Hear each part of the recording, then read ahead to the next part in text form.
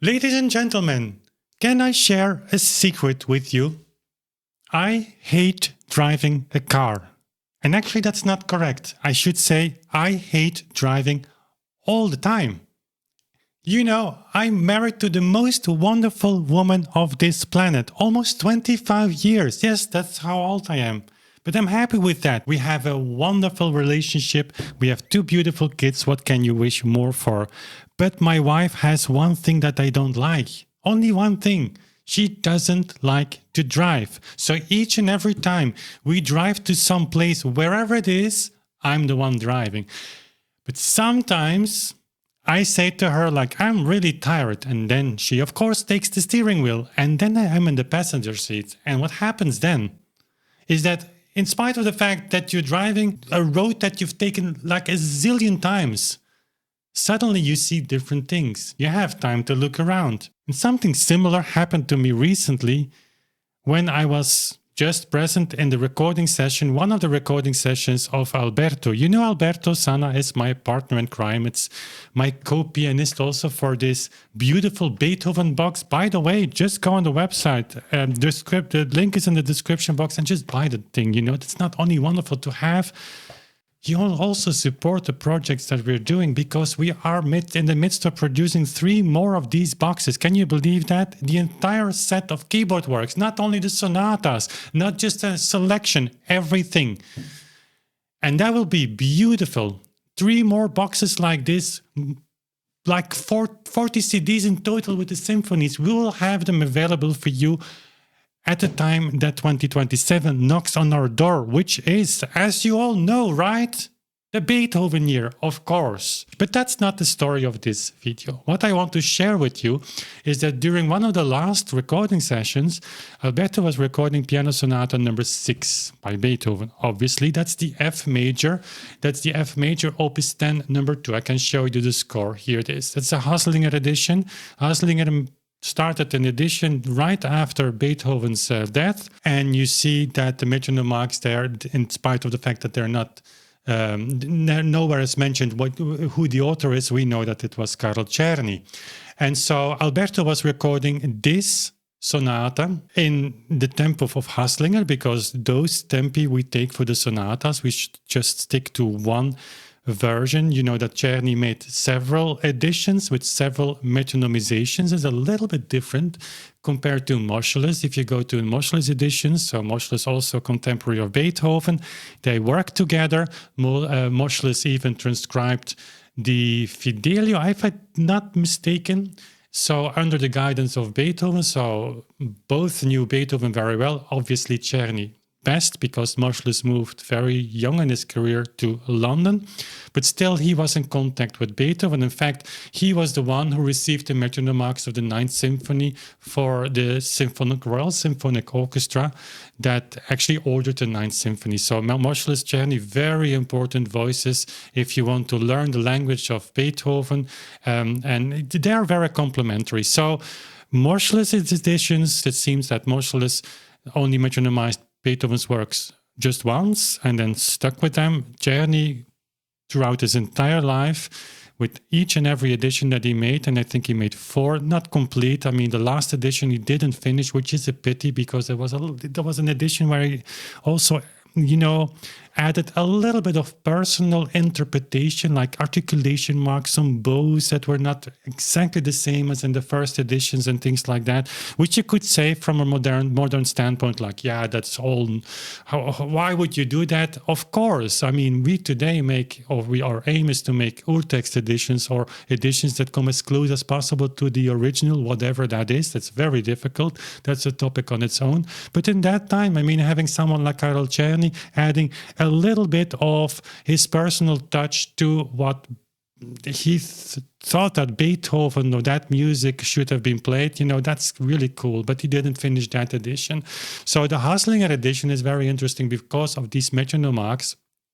And the reason why they are interesting, as a set is because, 1828, that's just barely 1 year after Beethoven's death. It's interesting also for you, if you want to dive deeper in this, to compare these metronome marks, this set of metronome marks by Hasslinger, with, for instance, the Opus 500, the piano school. You see half note 80, you have here half note 96. That's already a big difference. You see other differences like that, but in the majority of the cases, the metronome marks are pretty close. And now, just as a side remark, and we're going to continue with the video and with the topic very quickly, you could say, like, see, for these people, they had margins as well. And so whenever we play 20% slower, we mix a video, a tempo reality check, and it speeds our recordings. If you happen to be one of those pianists that I featured, of which the chance is very small, but if you happen to be one of those, that is true, that sometimes I do that. But we should not mix two things with each other. Namely, when Czerny goes from 96 to 80, it was someone who had exchanged handshakes with Beethoven, meaning he was a contemporary. He lived in that time. So when Czerny reduces his tempo or increases his tempo, because not all the tempi of the Hasslinger editions are the fastest. Sometimes the Opus 500, the piano school, which is much later, 10 years later, those metronome marks are faster. So it goes in both directions. But Czerny, of course, lived in that time. When we have a metronome mark of that time and we cannot reproduce that in single beat because of the tempo that we cannot reach, that's a different game. We first have to reconstruct what that metronome potentially could have meant to those people in that time. And from there we can start. Although we will never be able to become a contemporary of Beethoven, we will never be able anymore, regardless of how much effort you do, how much time you take, how much seriousness how hard you try, I would say, to really reconstruct what these people had in mind. It's 200 years ago. We cannot just dust from our shoulders all the history, all the developed taste that we have. You cannot reconstruct the touch that Beethoven had, the accentuation. How many wrong notes did he play? Apparently quite some. And all these things, they're gone forever. The only thing we have, and that's the importance of our project, I think, are the metronome marks. And so you have to first reconstruct those metronome marks. What do they mean? How did they use the metronome in order to continue? And from there, your journey starts. And then you can say, okay, but I stick to a tempo that Beethoven gave because I think he was really meticulous in doing that. And they were. Karl Czerny was. I mean, the same Czerny that gave 96 here and 80 here with the same movement. That's the same Karl Czerny that writes like the smallest deviation of time destroys the entire character or destroys the entire piece. And as he said, it means, of course, the character of the piece or the character as the composer intended. But the fact that he gave two metronome marks doesn't mean that he didn't take his own, statement seriously. It only means that he was looking for that precise tempo as he imagined it would be for Beethoven. And of course, he couldn't ask Beethoven any longer as well. I mean, Beethoven was dead at the time that he metronomized these pieces. So he had to think about it. He had to reflect upon it. And so the differences of metronome marks that we have from the sets of Czerny metronomization, they do not mean that also we can take a liberty. You can do that, by the way. But if you are serious in reconstructing, to take liberty with the metronome marks, it's not the same thing. Czerny was within the context of the time looking for that final tempo that he thought was really Beethoven's tempo, that matched the idea of Beethoven. And the fact that he changed his metronomization like slightly, it's not like this, of course, means how difficult it is to find that quote-unquote right tempo. Okay, back to the story. I was listening to Alberto's performance. So as you can see here on this very terrible picture, I was listening to this Opus 10 number 2, which is a Sonata number 6, this movement. For those of you who are a little bit longer here in this project and also on the channel, you still remember the time when we uploaded every week, even I think, a Beethoven sonata, until we reached all 30 to Beethoven sonatas. We should update them. For instance, the Hammerklavier Sonata, that's the original first version of Alberto. He plays the Adagio too slow, and sometimes people come on the channel and they still comment on that sonata and they say like, yeah, but that's not like you made a video that Liszt says is about an hour, then you calculate it's 1 hour, whatever, 3 minutes or something like that, or 6 minutes, I don't remember. And your version is like 1 hour and 15 minutes, something like that. Yeah, the Adagio was played too slow, but guess what? Alberto was learning.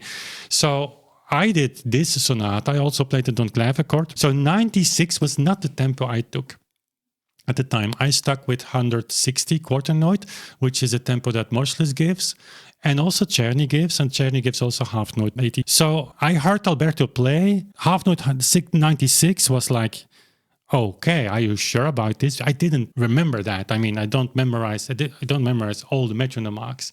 And so he played that, and for me, that was pretty fast.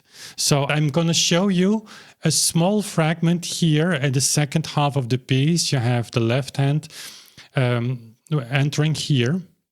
For those of you who played this piece, you will recognize that it's a tricky piece to play. Yeah? There is a kind of incredible independence between left and right hand. And what Beethoven does here, he doesn't take into account that you have two hands that like to work together. It's an insanely level of independence, I would say. Let's just listen to Alberto playing this passage in whole beat.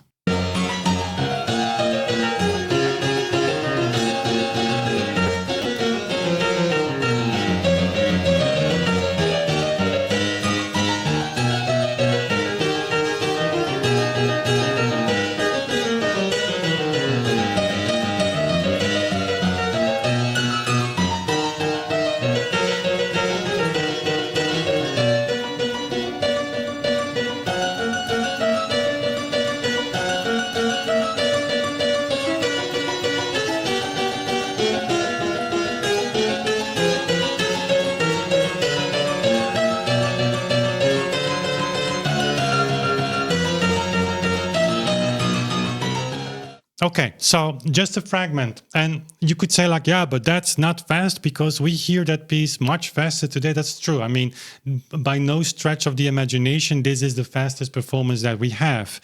This piece is, although it's never played in single beat 96, that's also true. But typically this piece is played like in a tempo around half note 80 to 84, 86. The fastest performance I found was Lisitsa. She starts in half note 92. That means not surprisingly that she's among the fastest that, I mean, I am aware of we have. But I have to say, like both Barenboim that I checked and Lisitsa start in 92, but she slows down in this piece until half note 82. So that's 10 beats on the metronome.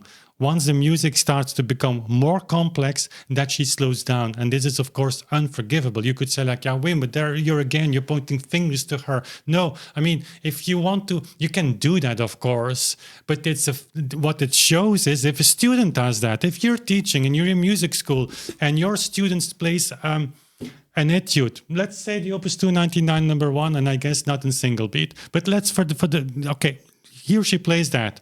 And the tempo goes like this. What do you say as a teacher? Then you have to take a slower tempo if you cannot maintain the tempo. So if you start in 92, that's below Czerny 96. Okay, not so much. But pretty insane, I would say. And you go to 82 when the 16th notes come, like primarily. That's not okay. Also, Barenboim, he starts in 86-ish.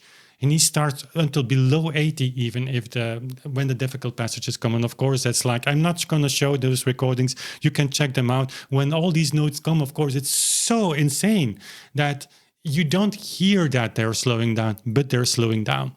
So the point is 96 to me felt like pretty fast.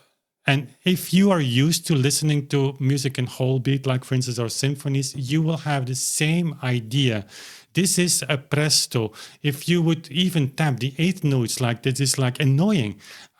To me, it feels like really, really, really fast. But of course, today you all know that majority of musicologists, the main standpoint today is, of course, that these metronome marks have to be read in single beat. And since I didn't find any single beat recording, surprise, surprise, I abused poor Alberto and I basically made of him like a digital cyborg. So luckily we have digital techniques today and we can speed things up to enable you to hear what a single beat rendition, 96 half note literally would sound like. So let's listen.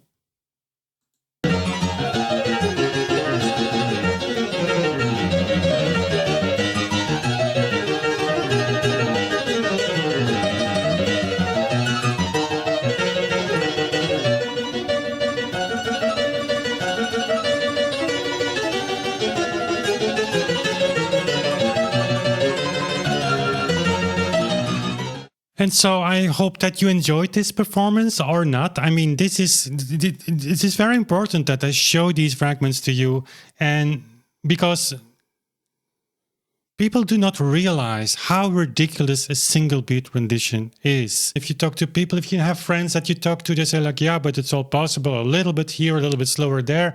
But many people today seem to think, if you talk about these metronome marks, that what they hear in the concert halls or on CD recordings or recordings in general, that what you hear is a reflection, actually an interpretation, or very close, if not spot on, this single beat interpretation of metronome marks. And that's so often, it's more often not the case than it is the case.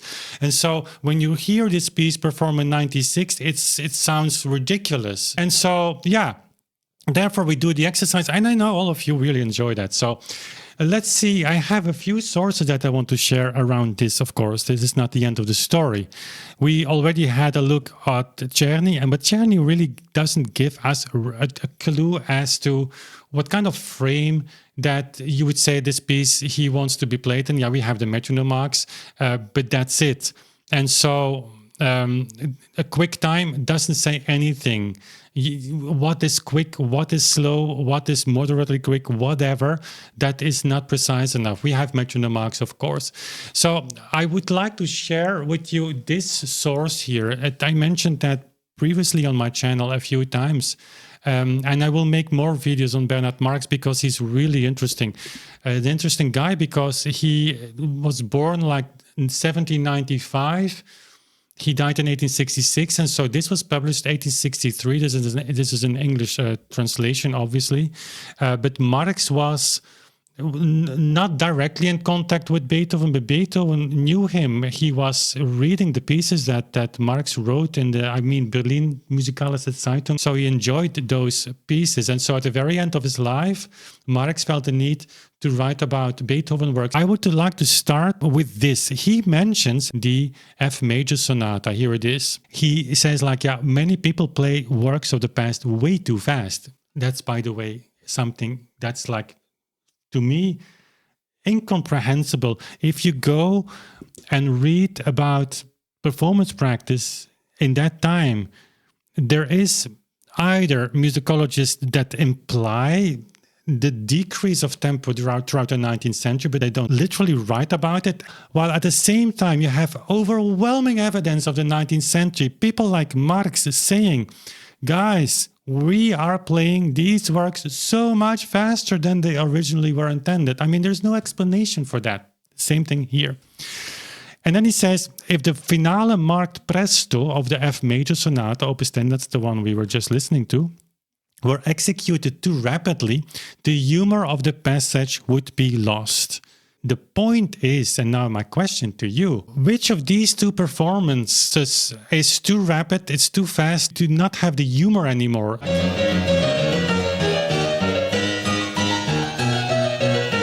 Or this one?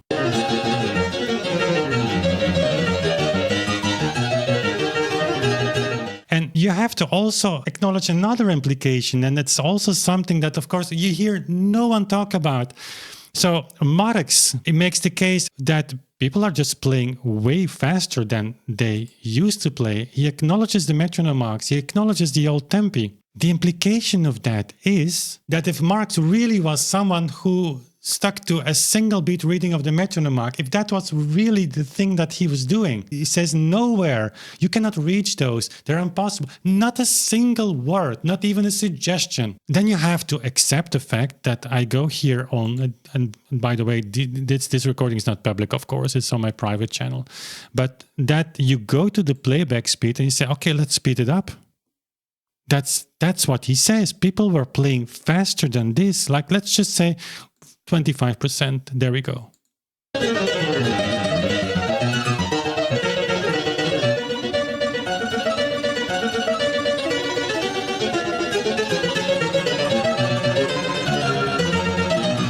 And not as an exception, eh?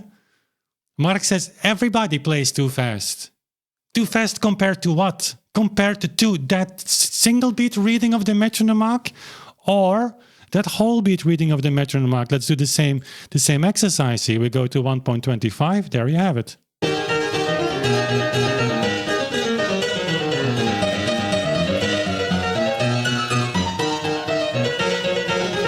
You hear the difference. You hear the difference. Playback speed back to normal, and then instantly you will feel like uncomfortable, because always the case. That's like one of the main challenges of our project. When you're conditioned to listen to very fast performances, and you go back, you need a little time. You need a little time to just, how do you say that? De-speed. That's terrible English, probably, but you know what I mean. So we go back to 100%. So that's the real tempo.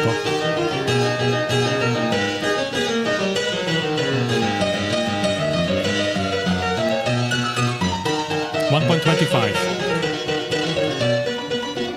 You hear the difference. That's so important, this exercise. So speeding up from what is already impossible, it doesn't make any sense. And that should be for all, at least musicologists, I would say, and scholars, game over. Like there is no, why would you still write anything about Beethoven's tempi, Schumann's tempi, Mendelssohn's tempo, Chopin, whatever, if you cannot solve this? The metronome marks were seen as accurate tempo indications, and people were complaining, especially conservative people like Marx. And again, you have to contextualize everything. So you cannot say like Marx was just, when he was given a Graf piano from 1825, he would only play on that piano. He didn't. He played on modern instruments. All these people in the 19th century, they were just like the majority of musicians today. We don't really want to look back. We want to look forward. Of course, we have people that play on period instruments, but that's just one facet. That's just one aspect. We want still to play like we feel it, and we want to play like we have been taught in our youth, in our younger years. It's what we developed. It's our personal input. There's nothing wrong with that. But in order to reconstruct that music, you have to do so much more. You have to step outside of your own shadow. And then people say, yeah, but where is your creativity? Where is your personality? Well, guess what? Once you reconstruct that metronome mark, your journey just starts. It requires a lot of creativity to make that music work in whatever tempo you take. And by the way, how easy is it? I checked Alberto's recording. If you calculate the duration of this performance, of this score, you arrive at 6 minutes, 15 seconds in whole beat. Alberto's performance is 6 minutes, 18 seconds. So he misses the mark with 3 seconds. That's how easy it is. And so it's up to you to decide which of the two versions you would plug into this Marx text. Either the 96 of Alberto, the real Alberto in whole beat, or the 96 half note in single beat played by CYBORG Alberto. And then from which version, from which standpoint, from which position this makes sense. And so it's like sitting in the passenger seat whenever you convinced your beautiful wife to drive once, and then drive to Leuven or Brussels, even the highway, and then look around and just enjoy the trees, the houses, the sky. Imagine she would drive 240 instead of 120. CYBORG Anya. I wouldn't be seeing a lot. I would die from fear, probably, if my car could drive so fast, but I wouldn't see much. And so 120, we stick to that in Belgium, as we stick to 96 whole beat for this presto. Guys, I hope you enjoyed all of that. The long ramble, the long rants. Let me know in the comment as always if you're still here. And if you're still here, consider supporting our project on Patreon. We're going to have major updates on Patreon because they're changing their policies and everything. I don't like it, but we have to do that. So that will be for in the coming months. We have actually cool content there. You find recordings. You find also podcasts. We have 14 podcasts already now, where I dive into really deep on topics that we all like tempo. We are tempo nerds, right? And now even in the new format with Stefan, is our project manager, where, we have a dialogue, just talking to each other. Let's see. Shall we just dive into it? Looking forward to the first question. Okay, let's go. Okay. So the first question is, why are we the only ones researching this? Very simple question, but if you look at it from as an outsider, it's simple. Whole beat is not rocket science. You take two things for one. You take the whole swing back and forth. Why are we the only ones researching this, and why do you think that this is such a controversial topic? Actually, it's very obvious.